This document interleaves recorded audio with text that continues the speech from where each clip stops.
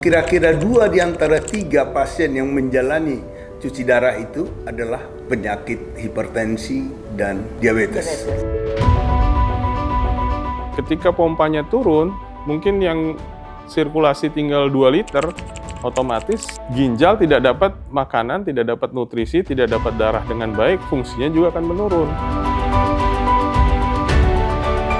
Sebelum terkena ginjal bisa dicegah.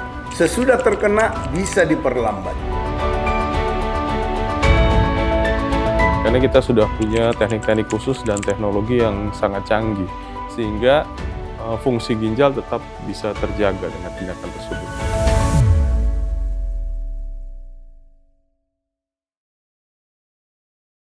Halo, apa kabar Anda sekalian? Perkenalkan, saya Ajeng Kamarati dan kembali lagi kita di Heart and Friends. Dan kali ini saya mau nanya kepada Anda, posisi jantung dan posisi ginjal itu berdekatan atau berjauhan?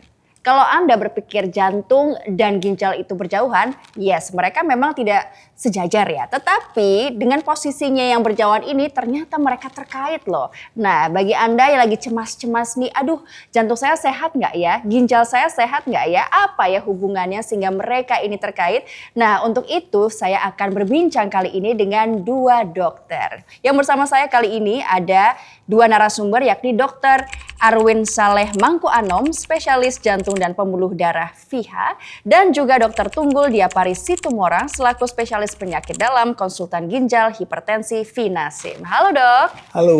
Kita mulai langsung dari Dr. Arwin. Dok, kalau orang awam kan mikirnya gampang nih. Jantung fungsinya memompa darah, sedangkan ginjal ini mencuci darah. Mereka tuh sepertinya dengan tugasnya masing-masing, tetapi ternyata mereka tuh saling berhubungan, ya kan? Jadi sebenarnya seberapa erat sih hubungan kedua organ ini, dok? Ya, terima kasih. Itu adalah sirkulasi darah ya. Jadi jantung memompa darah ke seluruh tubuh, termasuk ke otak, nanti ke hati dan ke ginjal. Itu satu lingkaran yang sirkulasi yang tidak ada putusnya. Jadi ibarat pompa air gitu di rumah, jantung itu untuk memompa darah, untuk memompa airnya. Lalu di satu pihak, si ginjal ini berusaha mengeluarkan mana cairan-cairan yang tidak perlu. Jadi metabolisme badan ini kan sampah akhirnya bisa berbentuk cairan atau berbentuk padat di feses, cairan di urin. Jadi sirkulasi tadi akan terus berputar, yang tidak perlu akan dibuang oleh ginjal. Yang masih bermanfaat akan masuk ke sirkulasi darah lagi. Dan sebetulnya pengetahuan ini uniknya adalah sudah diketahui oleh orang Mesir zaman dulu kurang lebih 1500 sebelum Masehi. Jadi 1500 sebelum Masehi, orang-orang zaman dulu itu mengetahui adanya sirkulasi antara jantung dan ginjal itu ternyata satu sirkulasi. Jadi orang zaman dulu itu, ini di luar topik ini ya. Jadi dulu diyakini bahwa ketika manusia meninggal, orang meninggal, itu dia akan berkelana di alam yang berbeda, nanti dia akan kembali masuk ke tubuhnya lagi. Oleh karena itu orang Mesir membuat mumi, supaya nanti pada saat dia kembali tubuhnya masih ada. Karena pada awal-awalnya dianggap dia nggak bisa hidup lagi karena badannya udah hilang dengan tanah. Jadi gimana caranya mereka memumifikasi. Dan mereka percaya bahwa pada saat meninggal mereka akan ditimbang, jantungnya ditimbang dengan bulu. Kalau timbangannya sama, dia akan lolos ke alam berikutnya. Kalau dia tidak lolos, jantungnya lebih berat, artinya hatinya tidak bagus, jantungnya tidak bagus, akan dimakan ada hieroglifnya tuh kayak monster gitu ya. Jadi ini di luar itu. Jadi hubungan erat antara jantung dan ginjal itu udah diketahui dulu jauh sebelum Masehi. Dan ilmuwan akhirnya tahun 1800-an di Inggris mulai melihat adanya gangguan jantung, pembesaran jantung, pembengkakan jantung pada pasien yang gagal ginjal. Jadi pasien tersebut meninggal, diotopsi, dipelajari, ternyata kalau terjadi gangguan ginjal, jantungnya ikut bengkak gitu. Itu karena itu lagi, karena sirkulasi tadi yang terus berlangsung detik demi detik di dalam tubuh kita tidak akan berhenti dan satu sama lainnya tidak bisa dipisahkan karena itu satu rangkaian. Dan pertanyaan selanjutnya dok, apakah orang yang sudah punya penyakit jantung ini punya resiko penyakit ginjal juga nantinya? Ya, ini juga pertanyaan menarik. Apakah kalau sakit jantung bisa mengganggu ginjal? Dan sebaliknya, mulai dikenal beberapa dekade sebelumnya disebut cardiorenal syndrome. Jadi sindrom itu adalah tanda-tanda gangguan ketika salah satu organ terkena mengenai yang lain. Jadi ada tanda-tandanya. Tanda-tandanya tentu satu, pasiennya sesak nafas, urinnya sedikit gitu. Terus aktivitas akan terganggu, terbatas gitu ya. Itu namanya cardiorenal syndrome. Cardiorenal.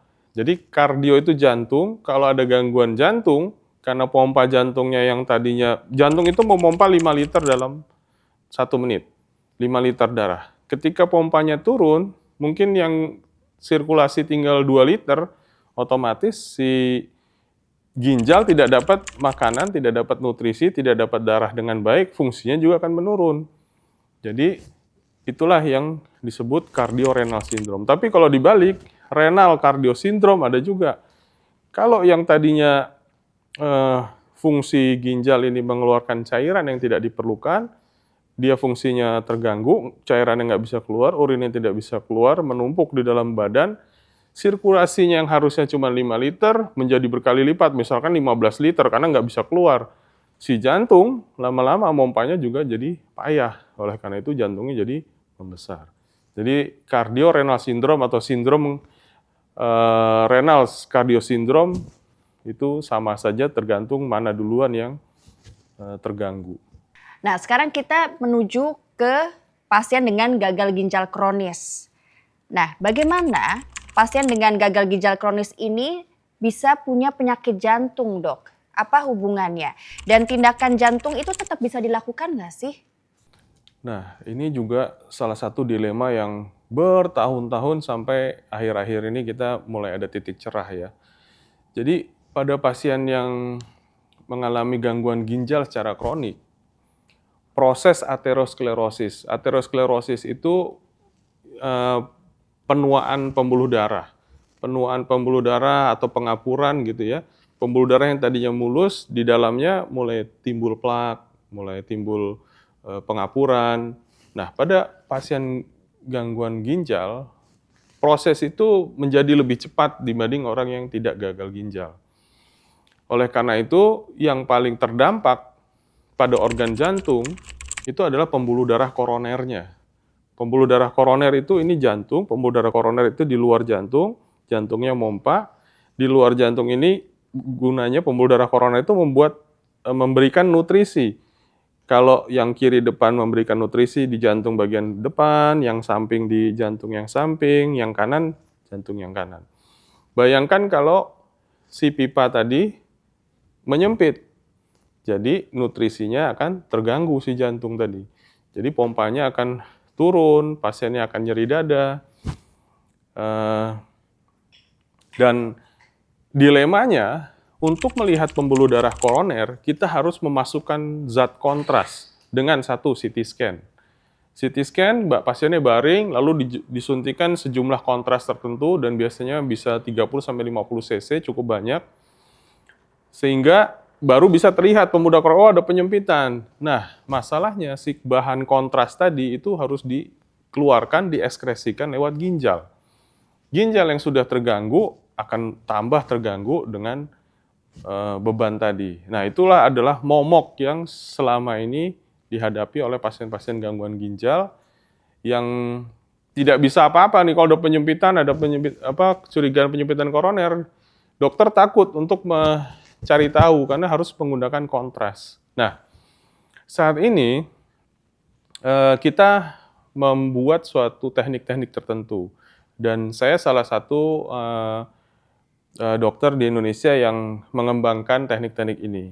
Jadi dengan teknik tertentu kita bisa membuat kontras sesedikit mungkin mewarnai koroner dengan cara kateterisasi, tentunya bukan CT scan. Jadi masukkan alat dari tangan terus sampai ke pembuluh darah koroner.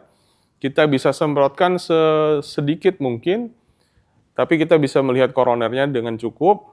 Lalu ada bantuan alat lagi namanya iFuse. iFuse itu alat ultrasound kayak ibu hamil tuh. Ibu hamil kan dilihat bayinya. Nah, ini sedemikian rupa dibuat sekecil mungkin sehingga bisa masuk ke pembuluh darah koroner.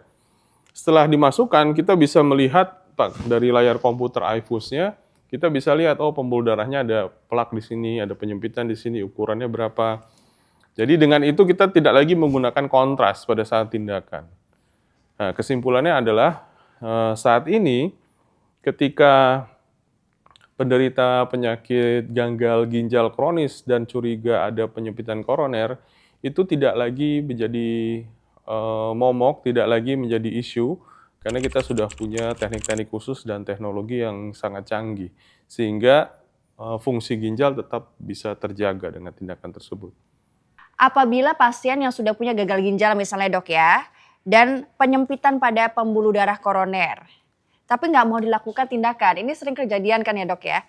Nah resiko apa sih dok yang mungkin banget terjadi? Ya betul, dan saya pernah bincang-bincang ya dengan dokter konsultan ginjal.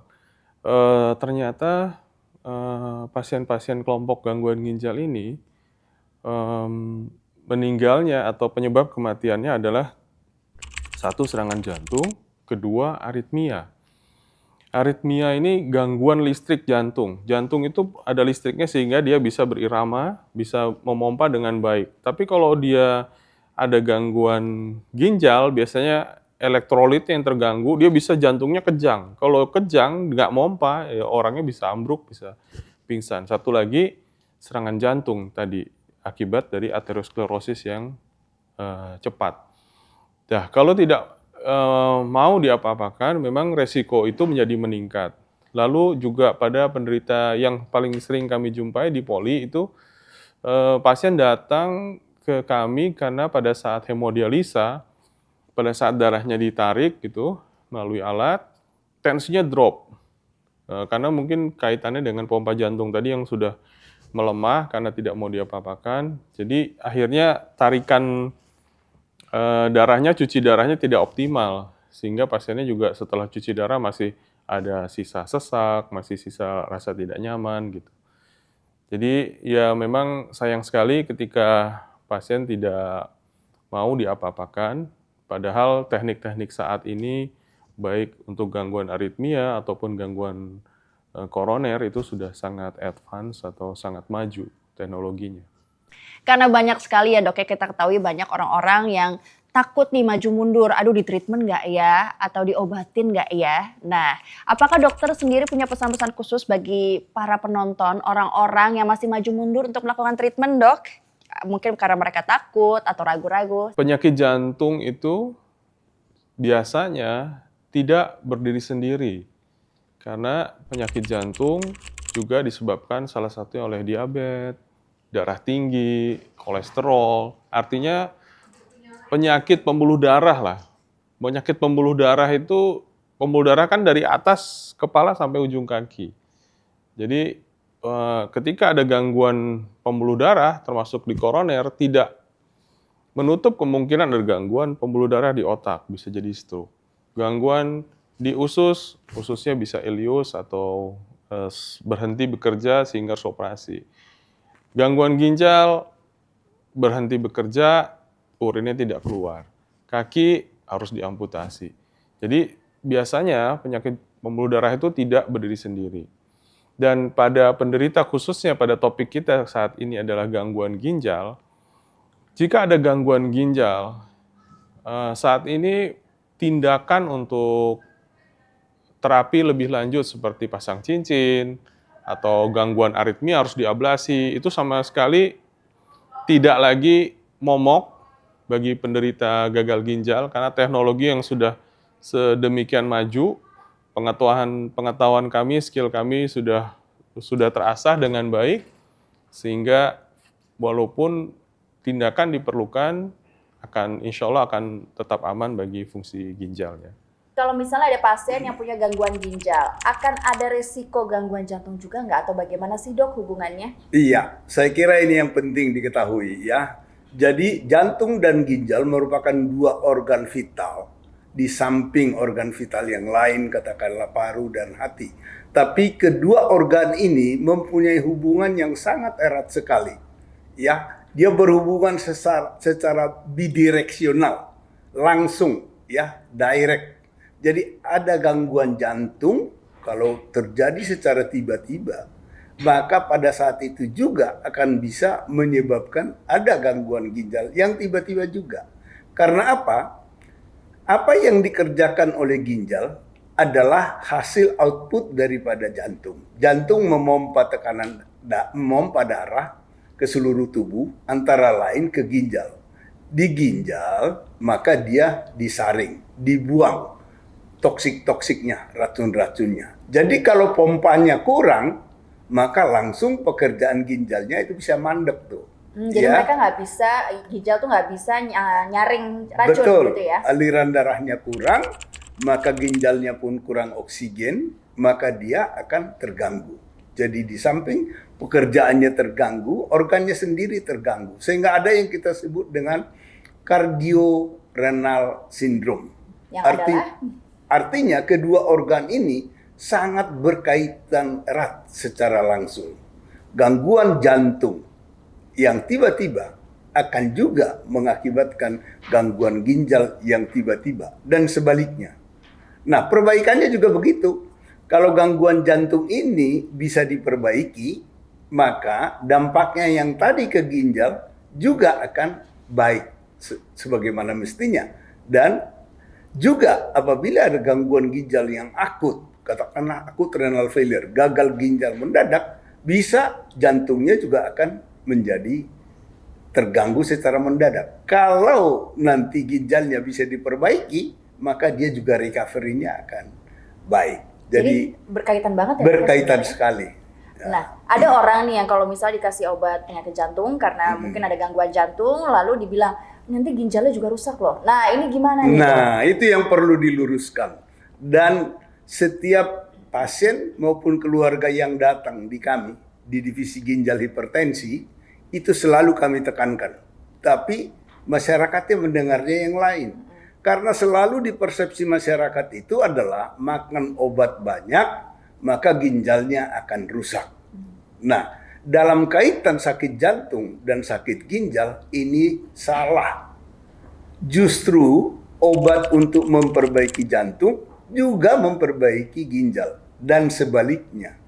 Jadi, dia menjadi gagal ginjal dengan makan obat-obat jantung, katakanlah obat antihipertensi, bukan karena obatnya, tapi karena target tekanan darahnya tidak tercapai.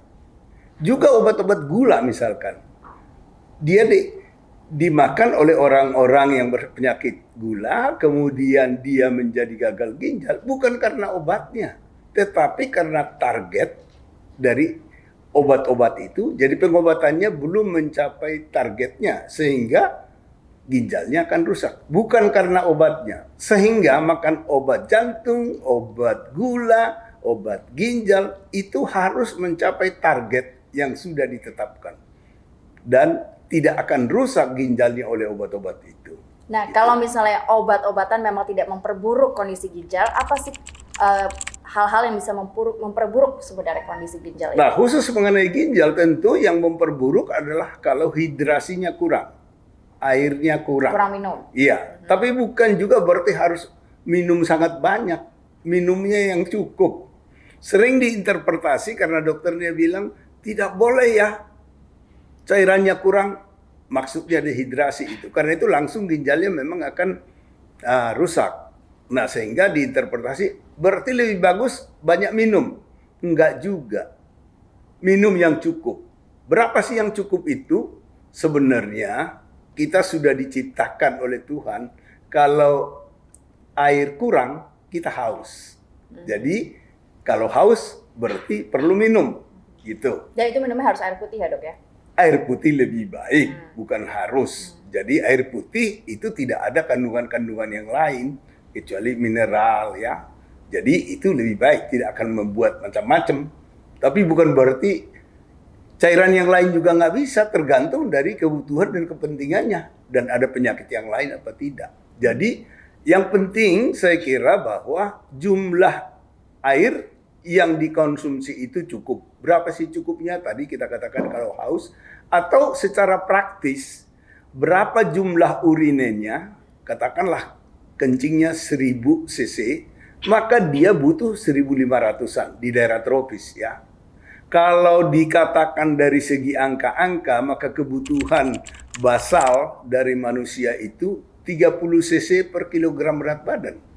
Jadi kalau berat badannya 60 kg rata-rata Indonesia, maka itu sekitar 1.800, maka dikatakan 2 liter lah. Kurang lebih 8 gelas. Jadi itu sebenarnya dasarnya.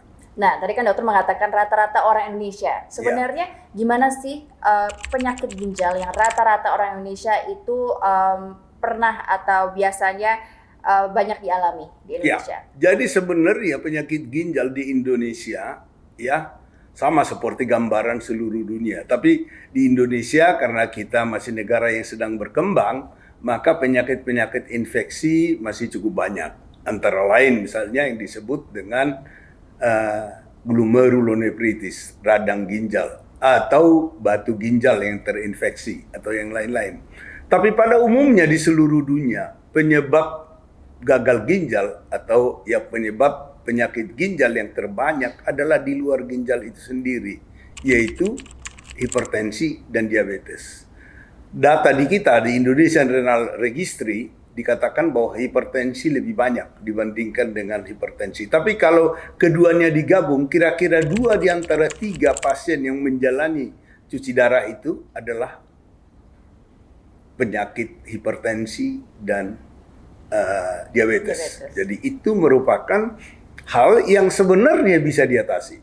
Itu adalah penyebab-penyebab yang harusnya bisa diatasi. Sebelum terkena ginjal bisa dicegah. Sesudah terkena bisa diperlambat. Kira-kira begitu. Oke. Nah, kalau bicara tentang resiko terburuk, resiko terburuk apa yang bisa dialami seseorang terhadap ginjalnya? Ya, resiko terburuk bahwa ginjalnya akan gagal, yang disebut dengan penyakit ginjal kronik, chronic kidney disease. Itu mengalami tahapan, ya, sampai 5 tahap. Sebenarnya butuh waktu untuk gagal, sangat panjang. Kalau faktor-faktor risiko yang tadi tidak dikendalikan. Jadi kalau faktor risiko, katakanlah hipertensi, diabetes, itu bisa dikendalikan dari awal, ginjalnya bisa diselamatkan, ginjalnya bisa tidak akan gagal. Nah, masalahnya adalah pada saat-saat awal, itu pasien itu tidak merasa apa-apa, sehingga merasa tidak terjadi apa-apa. Sebenarnya sudah sangat terjadi dan berproses. Dan sesudah dia mengenai ginjal, ya melalui katakanlah secara praktis kita bilang itu urinnya, kencingnya berbusa apa enggak? Itu salah satu yang populer selalu ditanyakan.